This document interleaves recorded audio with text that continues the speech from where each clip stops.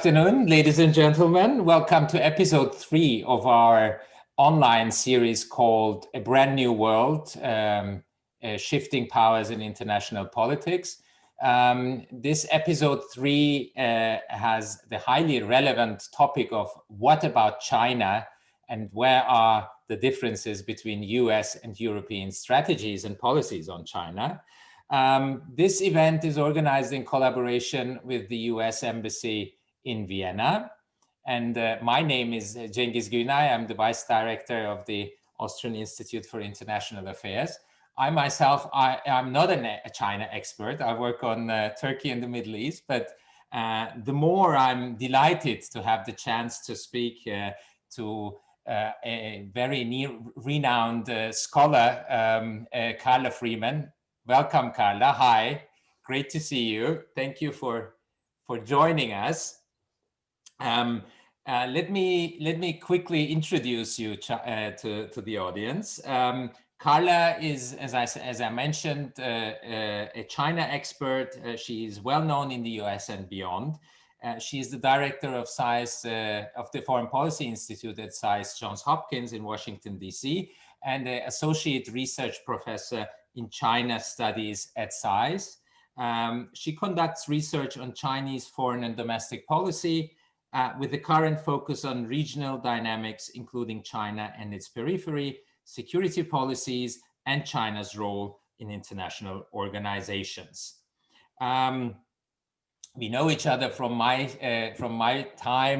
stay in Washington, D.C., which is, we just discovered almost was 2 years ago. Time is really flying. Again, thank you for accepting the invitation. I'm so happy to talk to you.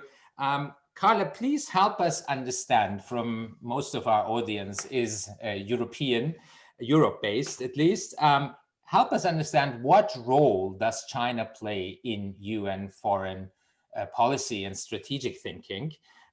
We know that at least since President Obama's so-called pivot to Asia, China has more and more come into the focus of US foreign policy and also security policies.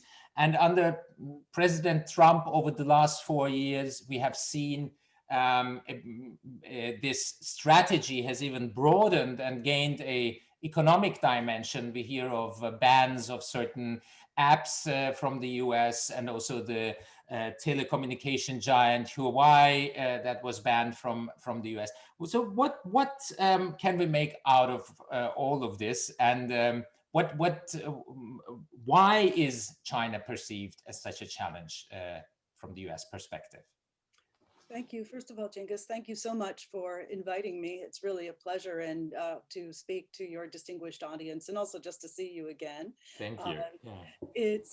Today is actually Martin Luther King Day in the United States, and I think I'll just mention that, the elephant in the Zoom here, which is that we're going through a major political crisis in the United States. And I think one of the quotes that's been used a lot on the front page of newspapers today is from Martin Luther King: "The arc of the moral universe is long, but it bends toward justice." And so I think we're all thinking about that today, and hoping that we find our way forward. And it's still quite early to do a post-mortem on the Trump era, because of course President-elect Biden's inauguration is still on the 20th in 2 days. But we can begin to do that, and to reflect on Trump's policies from the rearview mirror. And you ask, why and how is China a challenge to U.S. interest in essence?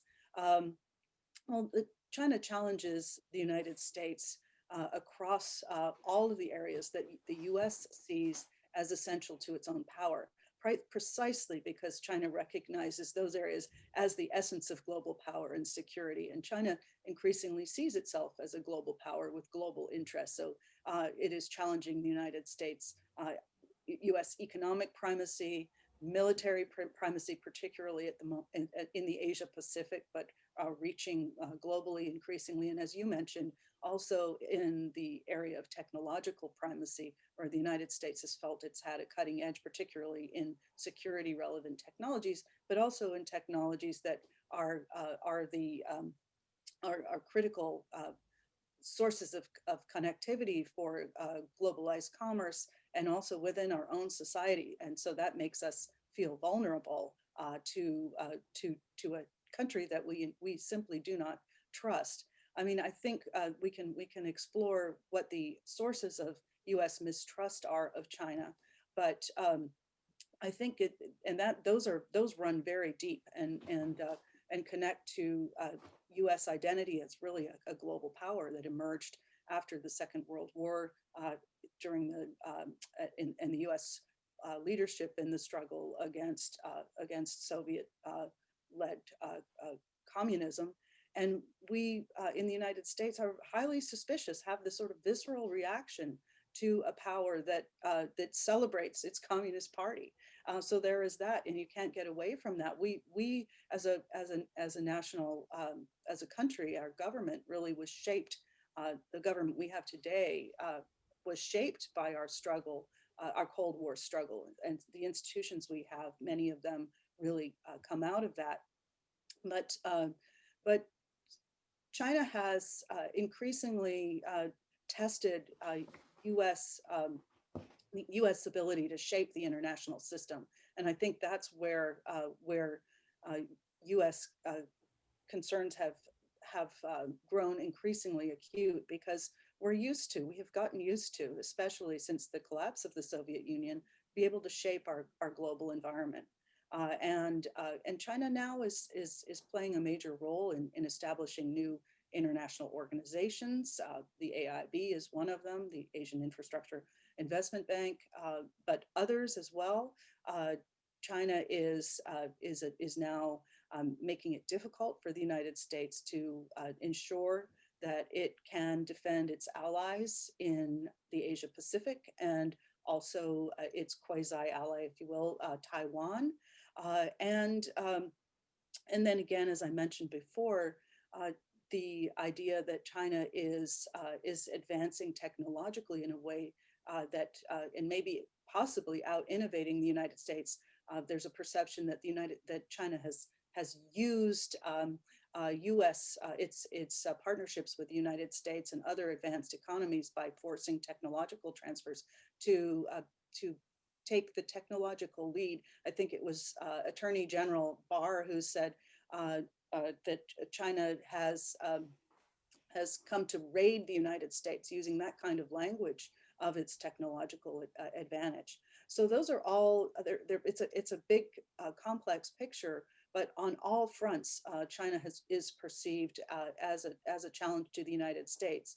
There are differences in the way that the Trump administration responded to that, and the way that the Biden administration is likely to respond, that I can discuss if you were. Yeah, that was my next question. How would you assess the Trump administration's policies? I mean, they were much harsher than what President Obama did before. And I know from several conversations with people that there were also some people who are not considered to be necessarily as Republicans who kind of said, yes, this is the right way to go. We have to have a harsher stance towards China.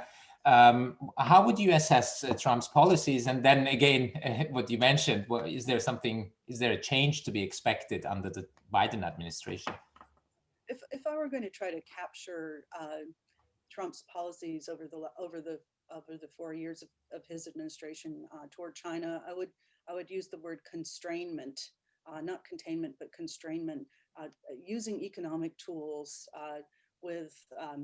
there was momentum toward containment and using political and military instruments as well. But Trump's approach was not a grand strategy. It was not necessarily coherent, but it did have this objective of curtailing China's rise. And that is something the Chinese have accused the United States of, we've often said, no, we are not trying to constrain your rise. We want to partner with you. But because there's a perception, and I think there's evidence that China has moved beyond an interest in necessarily partnering with the United States, that G2 image that Zbigniew Brzezinski and others promoted during the Obama administration of China and the United States working together as two great economies with common interest in addressing transnational threats, contributing to a world, making a better, more prosperous world. That has long been abandoned because of this perception that and evidence that China is so opportunistic that the United States has to defend itself. Of course, Trump took an extremely hard line and also had a view of international trade that I think many economists found bizarre. Focusing on the trade deficit and trying to reduce the trade deficit through tariff policies. But many members of his cabinet ran their own China policies, each a little bit different from each other. So, for example, you had a kind of quasi-normal policy coming out of USTR, where Lighthizer, our trade representative Lighthizer, was working to deal with issues like intellectual property and improve China's performance in that area and other areas of what he labeled misconduct, forced technology transfer, commercial cyber theft, all of those kinds of things. Then you also had U.S. Treasury Secretary Mnuchin trying to engage China on the one hand, and then using the power of the U.S. Treasury to impose sanctions on various Chinese entities on the other. Then you had the U.S. military engaging in a broad net assessment of China's capabilities and trying to build an Indo-Pacific strategy, which was starting to take on the shape of a kind of containment strategy in the Asia Pacific. And then you had the State Department Secretary of State Pompeo, who really picked up the mantle of the China challenge from Vice President Pence, who had in the early part of the administration carried that mantle, using his platform of Secretary of State to engage in a rhetorical challenge to the Chinese over Chinese politics and what Pompeo called Chinese designs for global hegemony, and also trying to build support for a global effort to what he used the word induce China to change. And then at home, on the home front, you also have the Federal Bureau of Investigation focusing really putting at the top of its list Chinese espionage in the United States. So you have multiple activities all converging around this idea of, I think, of constraining China's adversarial behavior with a broader interest of constraining China's ability to shape the global environment. Biden's approach is very different, and although it is already somewhat constrained by the legacy of the Trump administration, I think Biden is going to try to build a rational relationship with China, but there are going to be core conflicts that remain. The new czar for Asia, as they're calling him, Kurt Campbell, is a familiar figure in Asia policy, and he wrote in 2018 a foreign affairs article with Eli Ratner, basically arguing that the United States, the previous strategy toward China, had been a failure because it had failed to transform China's political system and to oversimplify. So he's still in place, and I think one of the early initiatives that Biden had hoped to undertake was to meet with the world's democracies and to build a kind of group of democracies committed to liberal political systems and market economies. And that's going to be more difficult after the events of January 6th. Also, Biden, though, will try to rebuild a rational economic relationship with China. The job losses associated with Trump's tariffs are enormous. I mean, up to 240,000 U.S. jobs, according to some estimates. There's strong support among business groups in the United States to reverse those policies, and given the economic stress the United States is under, it makes sense for the U.S. to figure out how to re-engage economically with China. It's going to be difficult politically, but I think there'll be an effort to do that, because China is forecast to contribute about a third of global growth over the next decade, and the United States has to be engaged in that. So I think Biden had hoped to, here's where Europe is very important. Biden had hoped to coordinate with Europe on an economic policy toward China so that he could move in a concerted way with Europe to eliminate some of the tariffs. But of course, the recent EU trade deal with China makes that a little bit more challenging as well. And then finally, the last point, a critical dimension of the U.S.-China relationship is Taiwan. And recently, Secretary of State Pompeo has signaled even more U.S. support for Taiwan by basically eliminating some of the protocols that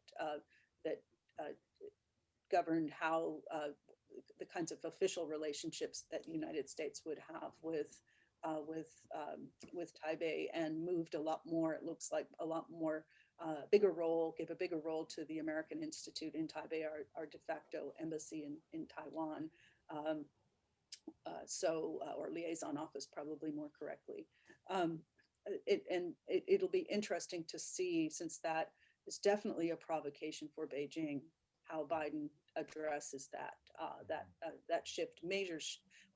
It's a major symbolic move on the part of the United States. Thank you, Carla.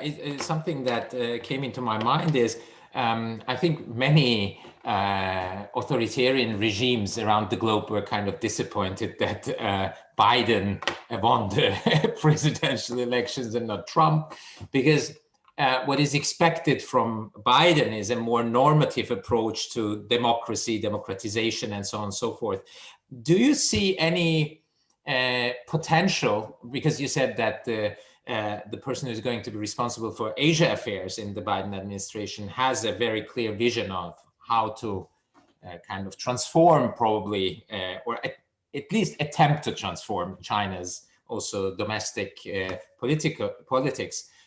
Do you see there is any potential for a normative foreign policy towards China, but also other countries in the world? Because the world has changed, and not only the events of earlier this year in the US has changed the image of the US, but I think also the world itself has shifted to another place. It's not the world of the Obama administration anymore. How would you respond to that? Yes, I mean, I think that some members of the Biden administration had hoped to pick up on a pro-democracy agenda, certainly as a way of challenging the growing spread of authoritarianism, it appears, around the world. But I want to just qualify that I don't think that Kurt Campbell is advocating regime change in China. That's not the agenda. What he would say is a realistic approach to China, recognizing that you have to approach China as a challenge, an important challenge. We can partner in some areas, but be realistic about how much the U.S. can cooperate with China, and make sure that when you negotiate deals, they're watertight. We can't rely on some amorphous U.S.-China friendship and a vision of gradual evolution towards some kind of at least moderate convergence between the two political systems. But I think there is a strong group of there's a strong, I don't know what to call it, but there's a group of people in the Biden administration who do look at foreign policy through a normative lens, and it's not as hawkish or intense as the approach taken by Pompeo, for example. But they will continue to push uh, for a foreign policy of that looks for a values-driven foreign policy that looks for connections with other countries on the basis of values. But if the United States is still struggling at home with its own political unrest, with an insurrection, in fact, a challenge to its own democratic institutions, it's going to be very, very difficult. Uh, I think in the best situation, we can use, the United States can use the effort to strengthen democracy at home and integrate that into a foreign policy of strengthening democracy around the world. And but in a way that is more humble, that says we have problems at home. Democracy is fragile and precious, and we need to work hard to preserve it. And we're going to be, as we take our journey, we're going to work with other countries who have a similar fragile and precious system, and move forward. But that won't rule out necessarily working economically with other countries like China, who don't share our political values.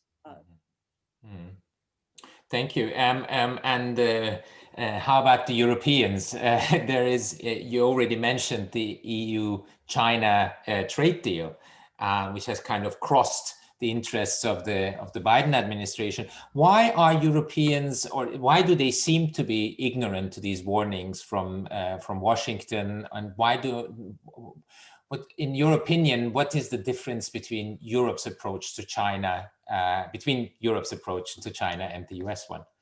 Well, I think I don't think that the Europeans are unaware of the of the nature of the Chinese regime at all. I think it's a different view of and a different approach to world politics, to international relations.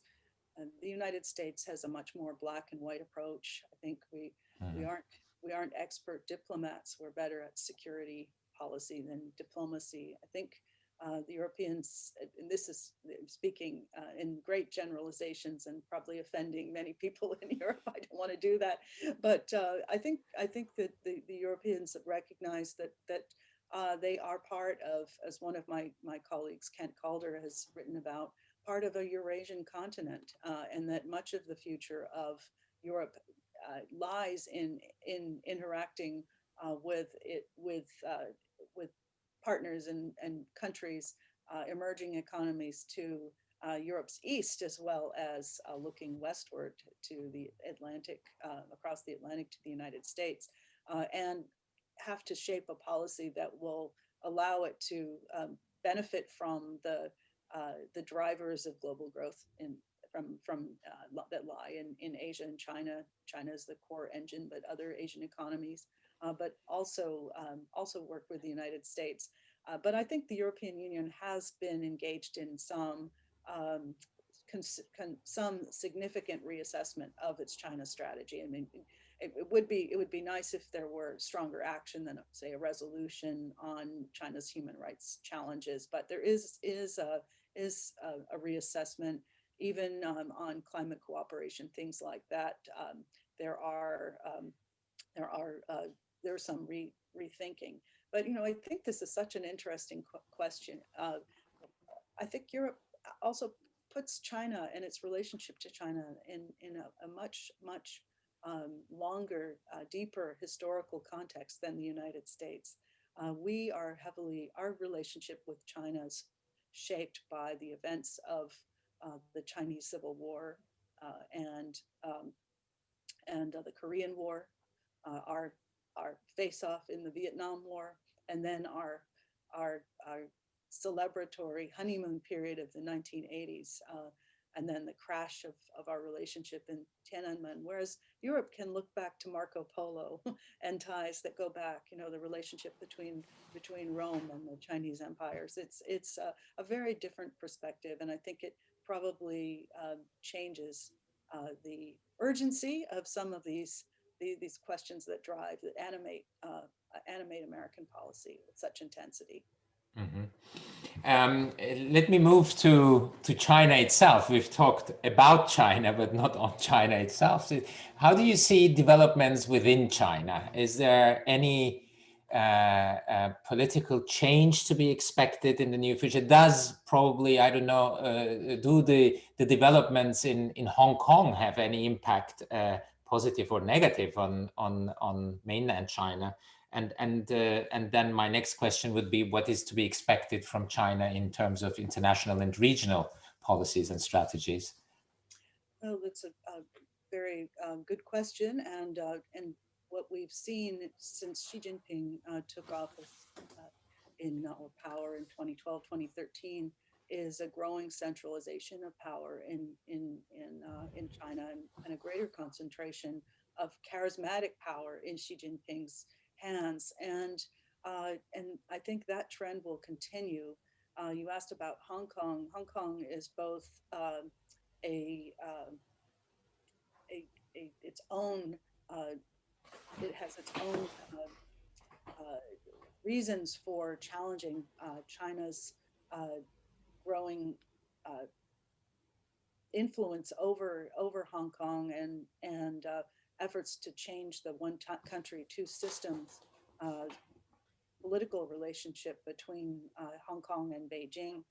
But there are also Beijing's crackdown in Hong Kong is also related to its overall sense of the need to, it's always done this in times of crisis, to try to get control over its periphery. And so we see a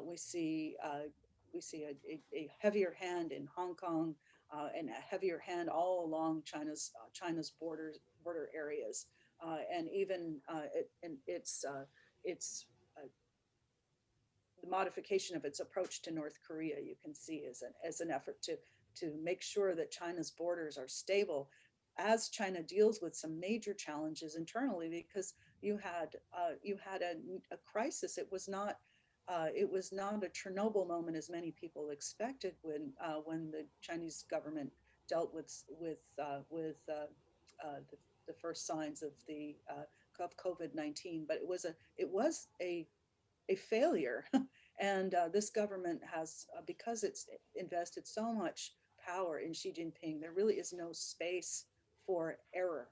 And so the government has had to ensure that it has delivered practically no spread of the virus. And recently, there are signs that the virus is spreading again in parts of China, and that could cause the government to have to postpone some critical political meetings. This is a very important year for China, so the Xi Jinping is under particular pressure to perform well. Mm-hmm. Has to get the economy going. It looks like that's on track to grow at around 6%. So check that. But if the virus gets out of control again, that will be a major blow. This is the 100th anniversary of the founding of the CCP. And so this is supposed to be a banner year for the Communist Party. So there's a lot of pressure. We're going to see the Chinese tighten their grip over Chinese government tighten its grip over society, over its periphery, and because in 2022, in October 2022, there should be a new plenum where we'll see a change in the top leadership in China. So the last time when Xi Jinping took power, remember, it's not just the Americans who have political crises. There was a major political crisis in China where it appeared that Bo Xilai was challenging Xi Jinping's authority. So China has to make sure that everything goes well for the next year, so that in the subsequent year, it has a smooth political transition. Whether Xi Jinping himself steps down is a question. So we have a lot, China has a lot on its plate. Mm-hmm. And do you expect any repercussions of these developments within China? I mean, you already mentioned that it's trying to kind of stabilize its periphery, but are there any regional developments to be expected, or potential zones of crisis you would see in the next future to come up? Well, the South China Sea remains a fault line, but not only between China and and neighboring countries, but between China and the United States. Uh, it appears that Sino-Japanese relations are improving, but that has also, depending on what happens in Japanese politics, that could also be a challenge. North Korea right now is partnering, is staying relatively quiet, but there are political changes, including strengthening of Kim Jong Un's role, which may be a prelude to more behavior that challenges its ally China, and then you have issues like Afghanistan, where if the United States continues its withdrawal, that could pose a challenge to China, who has to try to ensure stability. I mean, you have this Belt and Road vision and so much of that runs through Xinjiang and Central Asia, all that could be jeopardized. We've already seen some challenges to that, to the vision from Pakistan. So there are many challenges along China's periphery. 14 land borders. It's not an easy environment to manage. Thank you so much, Carla. Is there anything you would like to add before we open the floor to questions from our audience? Well, I thank you so much for these really interesting and provocative, for me, stimulating questions. I think we are still trying to figure our way forward, and I think the United States is in a moment of challenge that we haven't seen maybe since the 19th century, and we will need our friends, and so we hope that we will have good friends in Europe. Thank you. Are there any questions? In that case, I would kindly invite you to write your questions into the chat function down here. It should be open. I see one hello from a friend there. But you're also invited to pose questions.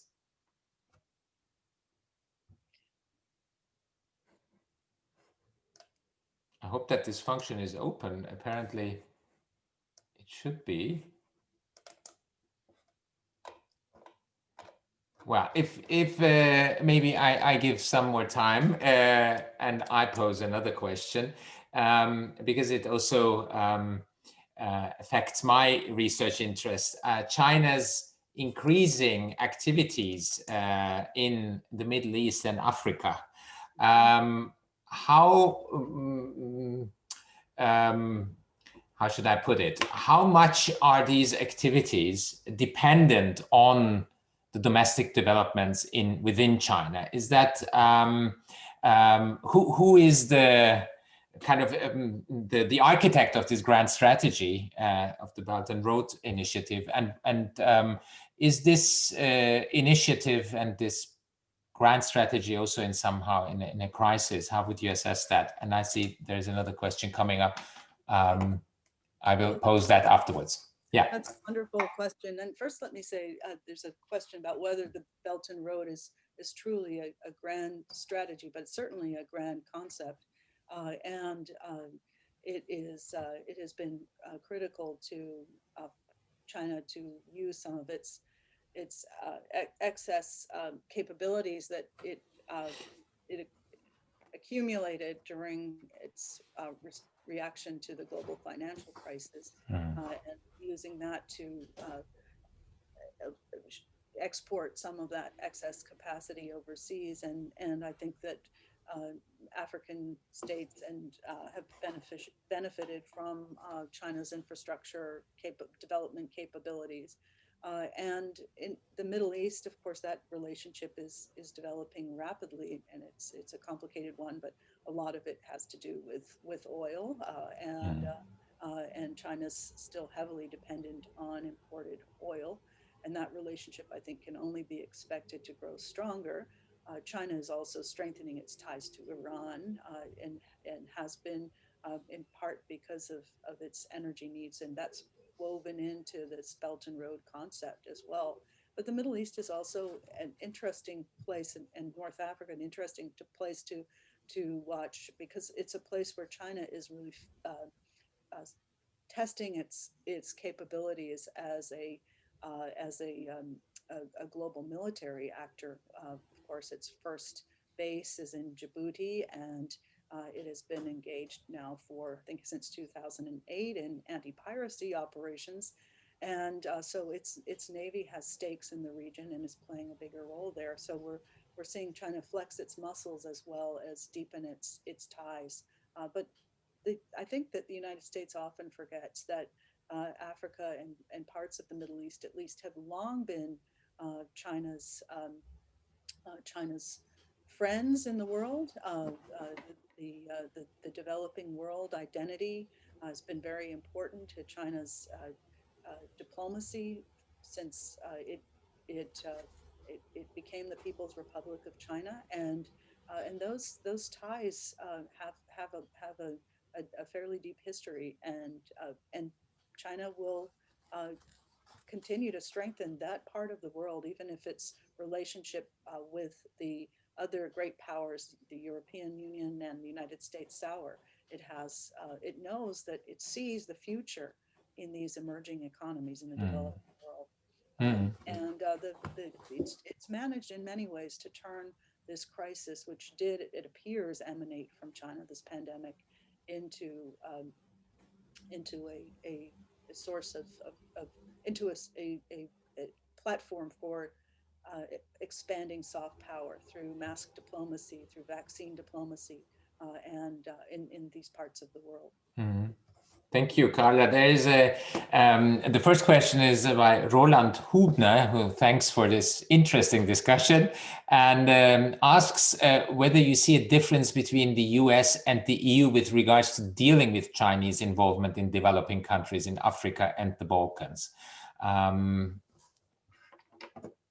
So I think I can't really speak to the Balkans. I don't know enough about the Balkans, and they're very complicated. But was it to Africa? Africa, yes. Africa, yes. So I think the United States has not given much attention to Africa. Really has not seen it as part of its core interests. It doesn't like the fact that China has growing interest there, but in contrast to Europe, which of course has historical ties to Africa from its colonial relationships, and continues to have robust economic relationships with the region, the United States just hasn't been as much of a player. And I think the Europeans, even in infrastructure, have competed, have seen opportunities to develop infrastructure projects and engage more deeply because they have deep economic stakes in Africa. The United States has, I think, important political ties to African countries, and has made investments through its own channels and also through multilateral institutions to African development, and hoping that it strengthens institutions so that Africa is not a zone of instability, but in the world, and obviously has engaged in health diplomacy as well, and health activities in Africa at different points. But I just think that the whole approach to the continent, which is linked much more deeply to Europe than it is to the United States, is just very, very different.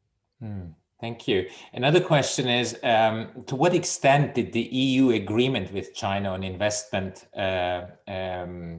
does it pose a problem in coordinating EU-US policy? Because you mentioned that it is kind of crossing the interests of the Biden administration. I mean, I haven't parsed the deal in any great detail, but I think there was a hope that that by coordinating, the United States and Europe could make headway on some of the issues that the European China trade deal do address, like intellectual, sorry, like technology transfer and that kind of thing. That we could get a better deal were we to work together, and so that opportunity is no longer available to the United States. I think that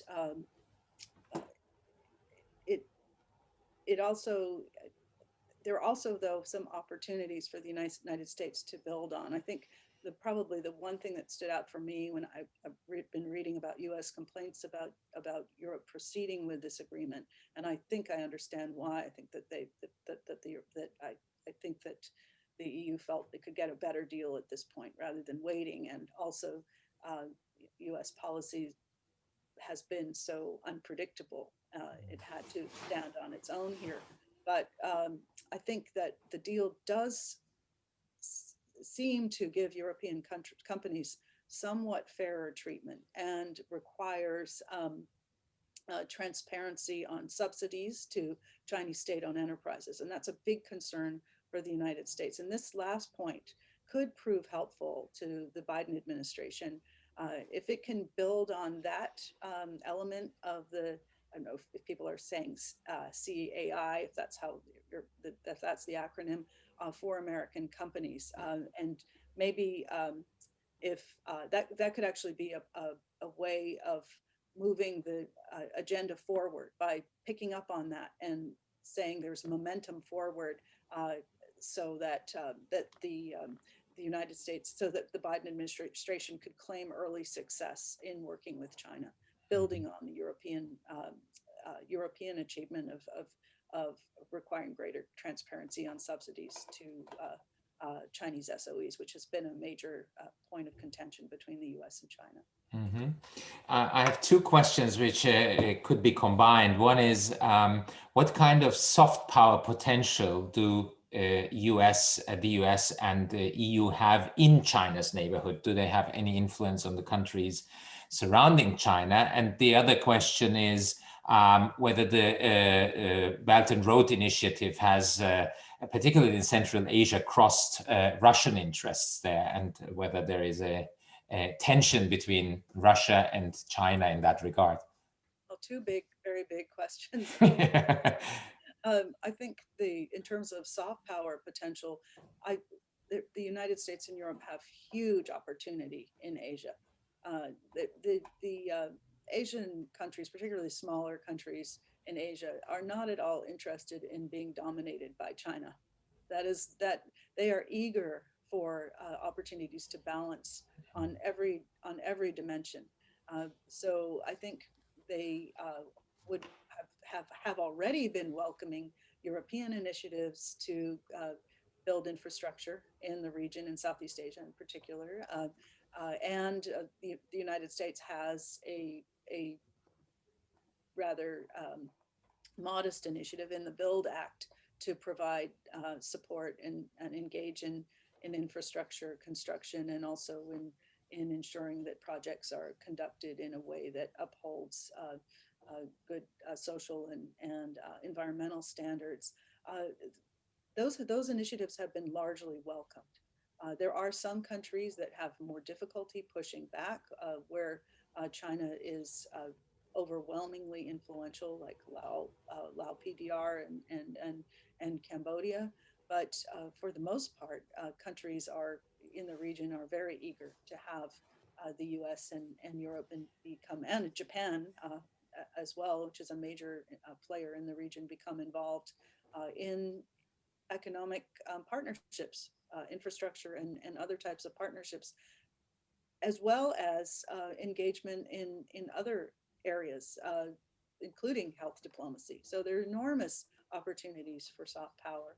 As far as the China-Russian relationship in Central Asia, of course, that is complicated, but the two countries relationship has been getting closer, and that they're more and more comfortable with each other.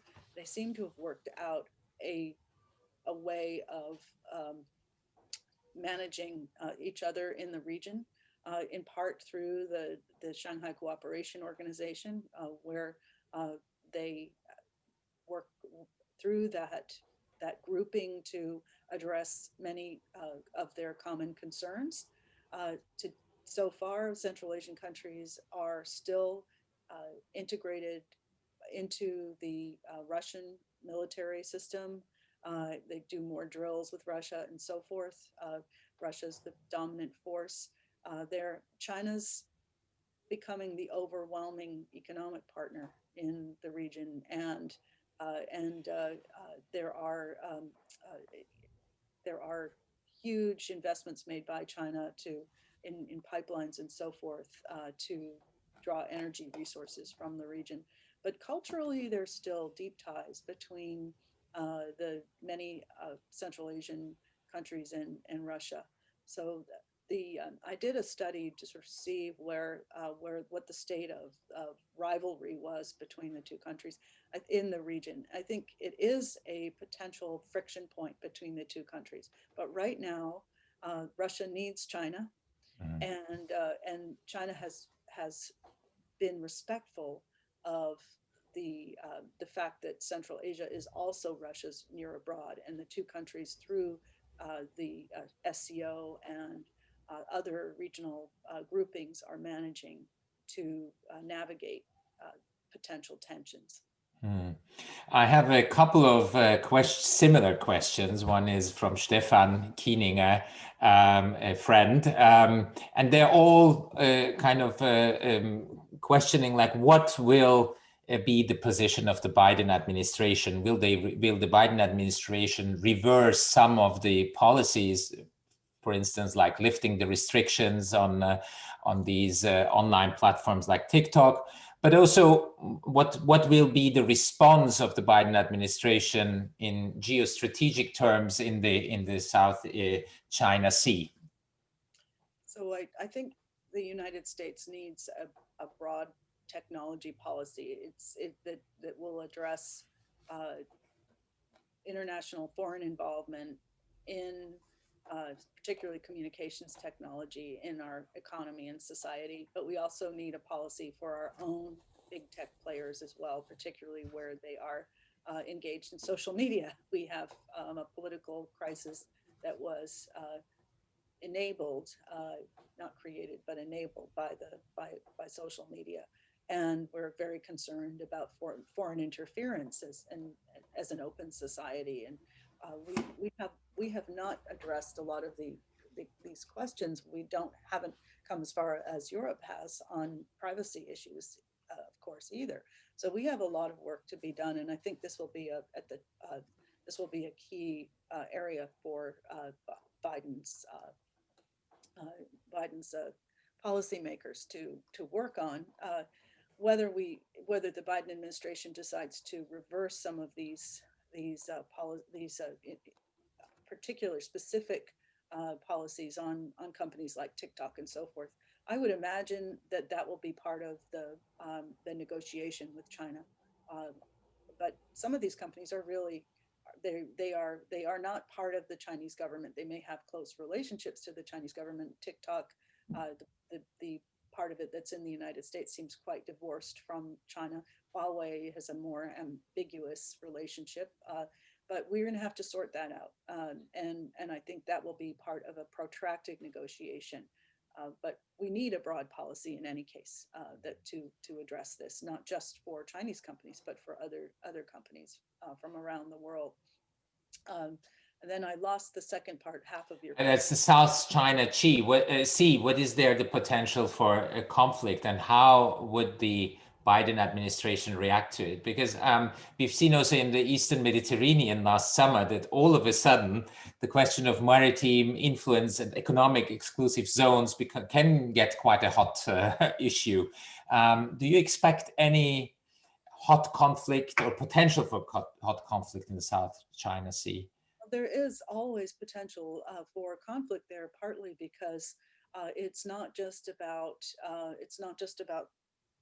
this big enough issue, the disputed sovereignty. You know, Mm-hmm. the United States has historically not taken a position on sovereignty questions, but this administration announced that it subscribed to the outcome of the Philippines arbitration, which essentially means that it does not accept that China has any legitimate claims over some of these features. So we've moved into taking a position on some of the sovereignty questions, and that involves us much more directly in bilateral and sometimes trilateral sovereignty issue disputes in the region. But the big question that, and I think one that will be of concern to the Biden administration, is the extent to which China's operations in the South China Sea are challenging the principle of freedom of navigation. And this will remain an issue. And this is what sends our ships into the South China Sea and East Sea of Japan doing FONOPS, freedom of navigation operations, often coming into very close contact with Chinese ships, and at such close contact that there've been near collisions, and this is very dangerous. Also, defending. Also, we have continued to do surveillance, aerial surveillance, and have we had an episode in the early second Bush 2 administration where there was a collision. So unless the relationship appears to be moving in a positive direction, and both Washington and Beijing have stakes in that forward positive momentum, any of these kinds of clashes could catalyze a much bigger conflict. And then, of course, there's still Taiwan as a major issue, a major source of tension between the U.S. And China. And I think from the Chinese point of view, the policy that the United States agreed to on Taiwan, which is that there is only one China, the fact that there has been an apparent shift in direction on an official level is very concerning to Beijing, because for people in Beijing, it is the basis. That acceptance is the basis of the U.S.-China relationship. So if we start throwing out the communiques that included that agreement, we risk a true decoupling, political decoupling of the relationship. So the Biden administration is full of seasoned people who are well aware of this, and is going to have to figure out how to navigate this, because we also have deep ties to Taiwan. But I think that is a real flashpoint to watch. And I think some of us thought that because it's the anniversary of the CCP's founding in 2021, that maybe during this period of political crisis in the United States, we would see Beijing undertake some significant gray zone activity to send a strong signal to Taiwan that no matter what Washington says about Taiwan's status or suggests about Taiwan's status, that China is determined to reunify with Taipei. Last question would be what kind of role can multilateral institutions play? Now, compared to the Trump administration, I believe that the Biden administration will give more importance to working through international organizations. But how willing is China to play in that field, and what's its policies towards the UN, but also other multilateral organizations? Well, China really likes the United Nations. That's its favorite multilateral organization, but it has been frustrated by other multilateral organizations associated with the Bretton Woods system, because it has not felt that it has been given the voice that it merits, given its global economic weight, and so we've seen it trying to shape the way that the world makes collective decisions by setting up its own institutions, not just the Shanghai Cooperation Organization, but the AIB is the one that mirrors most closely the Bretton Woods structures. So we see China, I think, frustrated.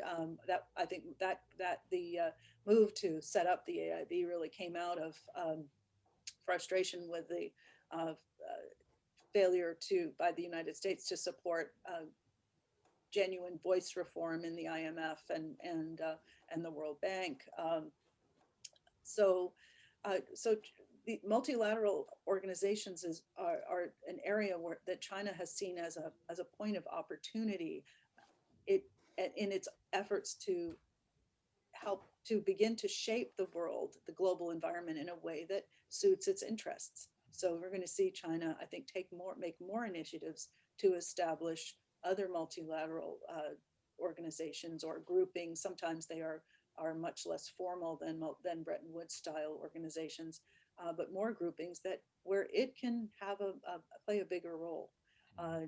What the danger is that we end up with a system where there are lots of different organizations making decisions about the same sets of issues, and there isn't much coordination amongst them.